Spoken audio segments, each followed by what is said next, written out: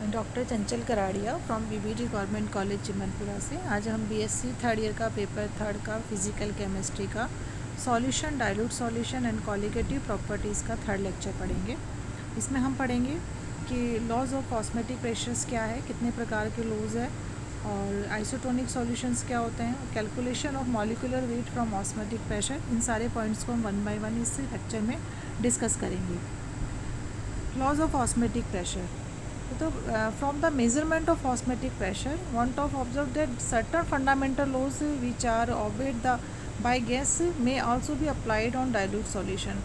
मतलब want of theory of solution जो है उसको बेस मानकर ऑस्मोटिक प्रेशर्स के लिए भी लॉज दिए गए। जैसे बॉयल्स लॉ होता है, चार्ल्स लॉ होता है, वैसे ही ये गैस के लिए होता है। उसी तरीके से फेफर्स ऑब्जर्वेशन जो था डाइल्यूट सॉल्यूशन के लिए, जो हमने लास्ट लेक्चर में डिस्कस किया था, उससे इंडिकेट होता है कि ऑस्मोटिक प्रेशर जो होता है सॉल्यूशंस का वो डायरेक्टली प्रोपोर्शनल होता है किसके, कंसंट्रेशन के, सॉल्यूशन के कंसंट्रेशन से, यदि एक निश्चित टेम्परेचर पे। तो जैसे पाई इज़ प्रोपोर्शनल टू सी, तो पाई यहाँ पे क्या है, ऑस्मोटिक प्रेशर है, तो pi upon C is equal to constant हो जाएगा। अब हम जानते हैं कि सी इक्वल्स टू क्या होता है, 1/v। तो pi equals to pi inverse pi proportional to 1/v, तो pi v is equal to K, मतलब कांस्टेंट। इसका मतलब क्या हुआ कि at constant temperature the product of osmotic pressure and volume of the solution is constant at a given temperature. इसे ही हम बोलते हैं वांट ऑफ बॉयल्स लॉ, जो कि गैसेस का बॉयल्स लॉ के इक्विवेलेंट है। दूसरा है हमारे चार्ल्स वांट ऑफ लॉ, तो ये भी इसे हम बोलते हैं pressure temperature want of law. इसके अकॉर्डिंग क्या होता है कि जो हमारा ऑस्मोटिक प्रेशर होता है मतलब निश्चित कंसंट्रेशन के लिए हम सॉल्यूशन लिया, और हमने निश्चित कंसंट्रेशन का एक सॉल्यूशन लिया, तो ये जो सॉल्यूशन होता है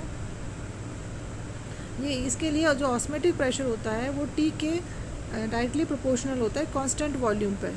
या फिर अगर दूसरे शब्दों में कहें तो at constant volume the osmotic pressure of A dilute solution, हमने कांस्टेंट क्या लिया, वॉल्यूम लिया, तो इस कांस्टेंट वॉल्यूम पर जो सॉल्यूशन का ऑस्मेटिक प्रेशर होगा is directly proportional to the absolute temperature, मतलब पाई प्रोपोर्शनल टू टी, तो pi upon T is equal to हो जाएगा कांस्टेंट। इसे हम बोलते हैं चार्ल्स वांट ऑफ लॉ। तो ये भी गैसेस के जो चार्ल्स लॉ है उसके इक्विवेलेंट है। यदि हम दोनों को मिला के एक जनरल इक्वेशन दें फॉर सॉल्यूशंस के लिए, तो क्या हो जाएगा, देखो पाई इज़ प्रोपोर्शनल टू 1/v और पाई इज़ प्रोपोर्शनल टू टी, तो पाई किसके प्रोपोर्शनल हो जाएगा, टी बाई वी के, तो pi V proportional to T, तो pi V is equal to S T. S T यहाँ पर क्या है, कॉन्स्टेंट है। जैसे आर होता है गैस कांस्टेंट होता है, वैसे यहाँ पर ये कांस्टेंट है सॉल्यूशन के लिए। यदि हम ये तो 1 मोल ऑफ सॉल्यूट के लिए है, यदि हम हमारे पास n मोल ऑफ सॉल्यूट है तो ये हो जाएगा pi V is equal to n S T. तो ये जो इक्वेशन हमारे पास आई है 21, इसको हम बोलते हैं want of equation for solution. फिर है वांट ऑफ एवोगाड्रो लॉ। अब देखो हमारे पास एक जनरल जो इक्वेशन आ गई थी वो थी pi V is equal to n R T. Suppose करो हमने 2 सॉल्यूशन लिए हैं, तो और यदि पहले वाले सॉल्यूशन में n1 moles of solute dissolve है किसमें, v1 वॉल्यूम में एट टेम्परेचर T1 पे, और सिमिलरली दूसरा सॉल्यूशन हमने लिया है जिसमें कि n2 मोल्स सॉल्यूट के डिजॉल्व है v2 वॉल्यूम में T2 टेम्परेचर पे। तो क्या हो जाएगा, दो equation pi one v1 equals to n1 S T1। S क्या है यहाँ पे, सॉल्यूशन कांस्टेंट है, इसलिए इसकी वैल्यू दोनों में सेम रहेगी। Pi two v2 is equal to n2 S T2। अब क्या होगा, मान लो कि जो हमारे पास दोनों सॉल्यूशन थे उसका ऑस्मेटिक प्रेशर कितना है, पाई 1 एंड पाई 2। यदि हम आइसोटोनिक सॉल्यूशन लें, मतलब दोनों ही सॉल्यूशन का क्या हो, ऑस्मेटिक प्रेशर सेम हो, तो पाई 1 इक्वल्स टू हो जाएगा पाई 2। और यदि हमने वॉल्यूम भी सेम लिया है, मतलब v1 इक्वल्स टू v2, और यदि टेम्परेचर भी सेम है, तो क्या हो जाएगा, n1 इक्वल्स टू n2 हो जाएगा।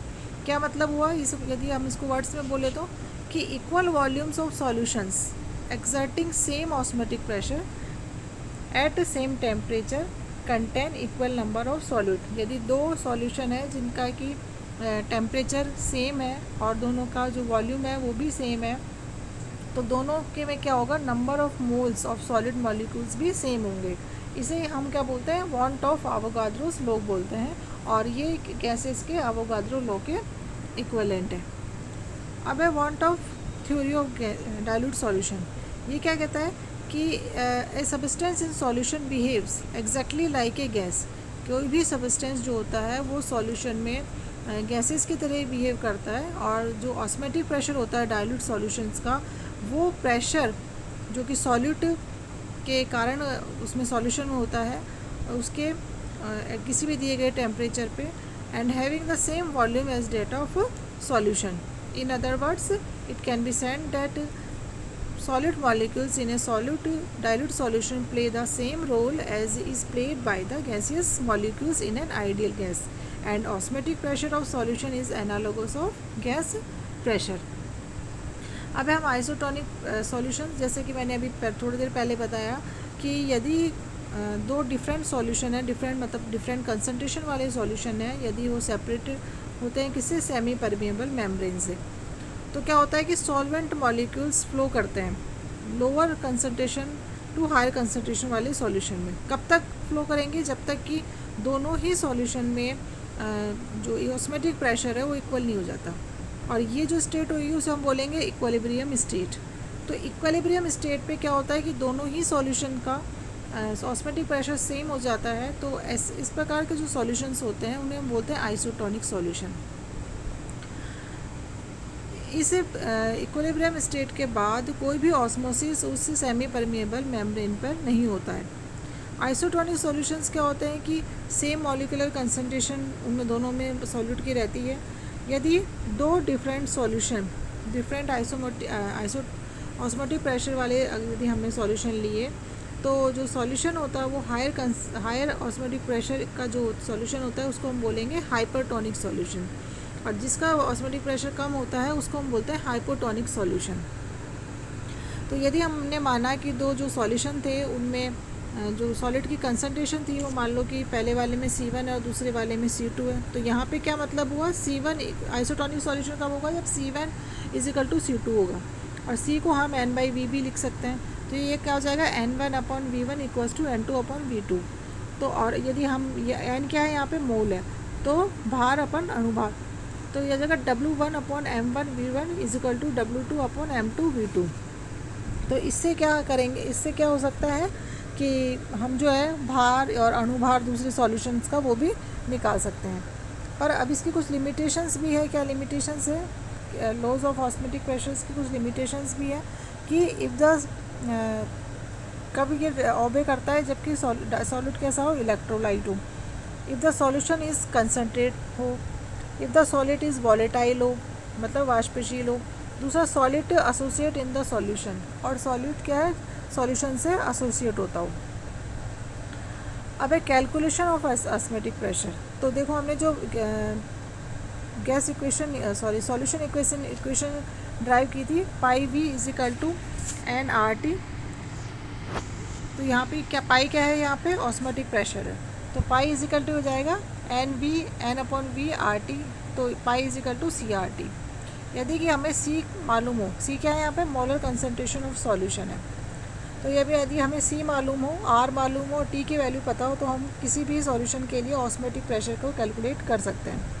अब ऑस्मेटिक प्रेशर से हम मॉलिक्यूलर वेट ऑफ सॉलिड को कैसे कैलकुलेट कर सकते हैं, देखो πV = nRT। तो N = होता है भार अपन अणुभार, मतलब W/M। तो और हमें क्या कैलकुलेट करना है, यहाँ पे हमने वैल्यू रख दी N की, तो यहाँ पे हो जाएगा πV = W/M/RT। तो M = हो जाएगा W/π RT/V। तो यहाँ पे M क्या है, मॉलिक्यूलर वेट ऑफ सॉलिड। तो इस प्रकार हम ऑस्मेटिक प्रेशर से मॉलिक्यूलर वेट ऑफ सॉलिड निकाल सकते हैं। अब जो नेक्स्ट हमारे पास कॉलिगेटिव प्रॉपर्टी है वो है vapour pressure and it's lowering या लोअरिंग ऑफ वेपर प्रेशर। देखो क्या होता है कि जब हम नॉन वोलेटाइल सॉल्यूट मतलब अवाष्पशील विलय को किसी विलायक में विलय करते हैं, तो विलायक के जो अणु हैं उनके स्क्रैपिंग होकर लिक्विड स्टेट से गैसेस स्टेट में जाने की जो प्रवृत्ति होती है वो कम हो जाती है। यानी कि अब कम मॉलिक्यूल जो होते हैं वो गैसेस स्टेट में कन्वर्ट होते हैं और उनके द्वारा जो डाला गया दाब है, जिसे हम वाष्प दाब बोलते हैं उस सॉल्वेंट का, वो सॉलिड को मिलाने से कम हो जाता है। तो क्या हो जाएगा, सॉल्यूशन का वाष्प दाब जो होगा वो सॉल्वेंट के वाष्प दाब की तुलना में कम हो जाएगा। क्यों? क्योंकि उसमें हमने अवाष्पशील सॉलिड मिला दिया, जिसने कि मॉलिक्यूल्स के लिक्विड स्टेट से गैसेस स्टेट में जाने की जो प्रवृत्ति है उसको कम कर दिया। तो माना कि जो P है वो क्या है, यहाँ पे जैसे हमने दे रखा है, तो यहाँ पे जो PS है वो है सॉल्यूशन का वाष्प दाब, P है प्योर सॉल्वेंट का। तो P माइनस कितना कम हो गया वाष्प दाब, P माइनस PS, और relative lowering of vapour pressure निकाले तो P minus PS upon P क्या हो जाएगा, relative lowering of vapour pressure. यदि हम राउट्स लॉ की बात करें तो राउट्स लॉ क्या कहता है कि रिलेटिव लोवरिंग और इन vapour pressure of the solvent, मतलब रिलेटिव लोवरिंग जो हमने निकाली P minus PS upon P, वो किसके इक्वल होगी, जो हमने उसमें नॉन वॉलेटाइल सॉल्यूट जो मिलाया था उसके मोल फ्रैक्शन के बराबर होगी। तो यहाँ पे हो जाएगा P minus PS upon P is equal to N upon N plus N, जहाँ पे स्मॉल n है मोल ऑफ सॉल्यूट और कैपिटल N है मोल ऑफ सॉल्वेंट। चूँकि हमने सॉल्यूशन बहुत डाइल्यूट लिया है तो यहाँ पे क्या हो जाएगा, n plus capital N equal to हो जाएगा n के। यहाँ हम जो n स्मॉल n है जो बहुत कम मात्रा में है उसको हम नेगलेक्ट कर सकते हैं। तो यहाँ पे हो जाएगा P minus PS upon P is equal to small n upon capital N। तो ये जो हम इसको सॉल्व करेंगे इस इक्वेशन को, तो ये हमारे पास आ जाएगा PS is equal to P bracket में capital N upon N minus N plus N। तो ये जो हम इस इक्वेशन से हम क्या निकाल सकते हैं, जो सॉल्यूशन का जो प्रेशर है, वेपर प्रेशर है, उसको हम यहाँ पे कैलकुलेट कर सकते हैं। और यहाँ पे हमने देखा कि vapour pressure of solution is directly proportional to the mole fraction of the solvent. अभी हम इससे डिटर्मिनेशन ऑफ मॉलिक्यूलर वेट भी कर सकते हैं। ये जो हमने निकाला, जैसे n की वैल्यू रख दें यहाँ पे, ये वाली जो इक्वेशन है, यदि हम इस पर n की वैल्यू रख दें तो, और कैपिटल N की और स्मॉल n की वैल्यू रख दें, तो यहाँ पे हम जो है सॉल्यूट का इक्वेशन 34 के द्वारा P minus PS upon P is equal to WM upon capital WM। तो इससे क्या है हम कि जो सॉल्यूट है जो हमारे पास स्मॉल m है उसकी वैल्यू को हम यहाँ पे कैलकुलेट कर सकते हैं। अब एक्सपेरिमेंटली हम कैसे relative lowering of vapour pressure और ऑस्मेटिक प्रेशर को कैलकुलेट कर सकते हैं। देखो हमने यहाँ पे एक एक्सपेरिमेंटल सेटअप लिया है, ये रहा vapour pressure and osmotic pressure. तो देखो हमने एक कंटेनर लिया है जिसमें हमने सॉल्वेंट लिया है और इसमें हमने एक ट्यूब डाली है जो कि सेमी परमेबल मेम्ब्रेन से सेपरेट है, और उस ट्यूब में हमने क्या डाला है, सॉल्यूशन डाला है। तो उसकी हाइट क्या है, h है, और इसको हम एक साइड से पंप से जोड़ देते हैं। तो हम देखते हैं कि जब सॉल्वेंट जब सेमी परमेबल मेम्ब्रेन है तो ऑस्मोसिस होता है, और ऑस्मोसिस से क्या होगा कि जो सॉल्वेंट मॉलिक्यूल है वो उस ट्यूब में चढ़ेंगे, जिसके कारण से इसकी हाइट बढ़ जाएगी। अब हम इसको कैलकुलेट करें तो कितनी हाइट, जैसे पाई इज इक्वल टू हो जाए HdG। तो H क्या, HdG होगा, तो D मतलब जितनी डेंसिटी है यहाँ पे, H हाइट है और G यहाँ पे ग्रेविमेट्रिक फोर्स है। तो जो हमारे पास आ जाएगा P minus PS is equal to हो जाएगा H रो G। तो ये हमारे पास हो जाएगा PV is equal to RT। तो V की वैल्यू हो जाएगा RT अपॉन P, और वेपर डेंसिटी ऑफ सॉल्वेंट हो जाएगी। यदि हम डेंसिटी निकालें तो ये हो जाएगा रो या D is equal to M/V is equal to rho D upon RT। तो ये हमारे पास इक्वेशन को हम सॉल्व करेंगे तो हमारे पास ये जाएगी इक्वेशन 42। अब हमने इसको वैल्यू को पुट किया, और वैल्यू पुट करने पर जो हमारे अल्टीमेटली हमारे 45 इक्वेशन आई, y minus P minus PS is directly proportional to the osmotic pressure. मतलब lowering in vapour pressure is directly proportional to the osmotic pressure. तो ये इक्वेशन जो होती है हमें ऑस्मोटिक प्रेशर और जो relative lowering of vapour pressure है उसमें संबंध को बताती है। तो solutions having equal osmotic pressure at equal temperature, solutions जो कि जिनका ऑस्मेटिक प्रेशर इक्वल होता है समान टेम्परेचर पर, उन्हें हम आइसो आइसोपिस्टिक कंडीशन कहते हैं, जिसमें जो जिनका ऑस्मोटिक प्रेशर सेम होगा उन्हें आइसोटोनिक कहेंगे, और जिनका ऑस्मोटिक प्रेशर सेम होगा और टेम्परेचर भी सेम होगा तो उन्हें हम बोलेंगे आइसोपिस्टिक सॉल्यूशन, आइसोटोनिक सॉल्यूशन और आइसोपिस्टिक सॉल्यूशन।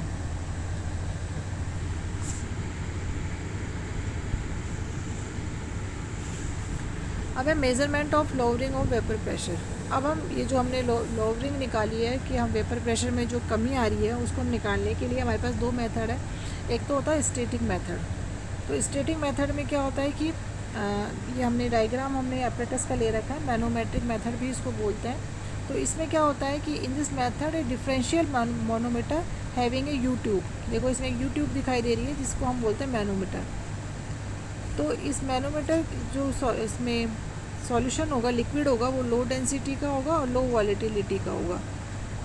तो ये यूज़ करते हैं, और इसकी एक आर्म जो होती है वो किससे, एक बल्ब से अटैच होती है जो कि जिसमें सॉल्यूशन होता है। दूसरी आर्म जो होती है वो अनदर बल्ब से अटैच होती है जिसमें प्योर सॉल्वेंट होता है। और स्टॉप कॉक होता है S1 एंड S2 होता है जो कि बंद होता है। And the air inside the apparatus is removed by connecting it to a vacuum pump. Air इसकी जो है वैक्यूम पम्प से निकाल देते हैं ताकि एयर और जो अदर गैस होती है वो इसमें रिमूव हो जाए और ओनली जस्ट खाली वेपर ऑफ द सॉल्वेंट है वही ट्यूब में रहे। अब हम क्या करेंगे, स्टॉप कॉर्क जो होती है S1 और S2 को क्लोज कर देते हैं। And the difference in the level of the liquid in the two limbs of the manometer is read of with the help of a moving telescope. अब हम इस मैनोमीटर में कितनी जो इनका लेवल देख के हम इसका लेवल नोट कर लेते हैं, और इसी से हम जो डिफरेंस होता है वेपर प्रेशर में प्योर सॉल्वेंट और सॉल्यूशन में उसको यानी कि P माइनस PS को कैलकुलेट कर लेते हैं। तो ये तो हो गया हमारा स्टैटिक मेथड। दूसरा है हमारा डायनामिक मेथड, इसे हम ऑस्टवाल्ड और वॉकर डायनामिक मेथड भी बोलते हैं। ये मेथड क्या ज़्यादा कन्वीनियंट है और एक्यूरेट रिजल्ट देता है किसकी तुलना में, स्टैटिक मेथड की तुलना में। इन दिस मेथड में क्या होता है कि stream of dry air is first passed in, मतलब इसमें एक सीरीज़ ऑफ बल्ब्स होती है। देखो हमने यहाँ देख भी रहे हैं कि 4 बल्ब हमें दिखाई दे रहे हैं जिसमें कि 2 में तो हमने सॉल्यूशन डाला है और 2 में हमें प्योर सॉल्वेंट डाला है। तो इसमें से हम जो एयर होती है, ड्राई एयर होती है, उसको पास करते हैं through the you tube containing, और उसके बाद हम इसे यू ट्यूब जो होती है कंटेनिंग जो कैल्शियम क्लोराइड होती है उसमें से पास करते हैं। और जो कंप्लीट जो हमारे पास यू ट्यूब होती है उसको हम किस पे रखते हैं, थर्मोस्टेट में रखते हैं। तो जब हम ड्राई एयर पास करते हैं through the solution it become saturated of the vapour pressure of the solution. जाहिर सी बात है जब हम इसे सॉल्यूशन से पास करेंगे तो इस सॉल्यूशन की वेपर प्रेशर से होगा actual loss of vapours from the bulb is obtained by weighing them before and after the air has been passed through them. तो एयर का जो वेट होता है वो डिफरेंट होता है, उसको हम मेज़र कर लेते हैं, मतलब पास करने से पहले उसका वेट क्या था और पास करने के बाद उसका वेट क्या है। And the loss of weight of solution, इस जो भी उसके वेट में लॉस होगा वो किसके प्रोपोर्शनल होगा, देखो तो loss in the weight of bulbs A is directly proportional to PS, bulb B is directly proportional to P minus PS। तो अब दोनों में मिलाकर कितना हो जाएगा, PS plus P minus PS। अब loss in the weight of set of bulb B upon loss in the weight of set of bulb A और P। तो इसकी वैल्यू हम दोनों की यहाँ रख देंगे, तो ये हो जाएगा P minus PS upon P। और फाइनली जब हमने इसको कैल्शियम क्लोराइड वाली क्यू ट्यूब से पास किया, एनहाइड्रस उसमें कैल्शियम क्लोराइड था, तो ये एब्जॉर्व कर लेता है वाटर वेपर को। And then increase in the weight of calcium chloride, और जितनी मतलब उसका वेट में भी इंक्रीज़ हो जाएगा। तो कितना इंक्रीज़ हुआ वो किसके प्रेशर के बराबर हो जाएगा, सॉल्वेंट। तो देखो यहाँ पे 54 इक्वेशन यही है। इसके बाद जो हम 55 इक्वेशन निकालेंगे तो loss in the weight of set of bulb B वो होगा P minus PS upon gain in the weight of calcium chloride, और इसके जो कैल्शियम क्लोराइड के जो वेट बढ़ेगा वो किसके प्रोपोर्शनल होगा, P के। तो ये अल्टीमेटली हमारे पास आ जाएगा P minus PS upon P। तो इससे हम ऑर्गेनिक कंपाउंड्स जो कि वाटर में इंसॉल्युबल होते हैं, जनरली एल्कोहलिक सॉल्यूशन इनके लिए यूज़ करते हैं, और you tubes containing calcium chloride is not necessary for them. तो इस प्रकार हम क्या निकाल लेते हैं, relative lowering of vapour pressure निकाल लेते हैं। तो ये तो हमने पढ़ा कि ऑस्मोटिक लॉज क्या थे, ऑस्मोटिक कितने प्रकार के लॉज थे। लॉवरिंग ऑफ वेपर प्रेशर क्या थी, इसे हम किस तरीके से निकाल सकते हैं। अब इससे नेक्स्ट वाले लेक्चर में हम पढ़ेंगे एलिवेशन ऑफ बॉइलिंग पॉइंट, इससे किस तरीके से हम मॉलिक्यूलर वेट निकाल सकते हैं। और थर्मो एक्सपेरिमेंटल डिटर्मिनेशन ऑफ निकालेंगे एलिवेशन ऑफ बॉइलिंग पॉइंट का, कौन कौन से लैंड्सबर्ग मेथड है, और ये सारी चीज़ें हम नेक्स्ट वाले लेक्चर में डिस्कस करेंगे।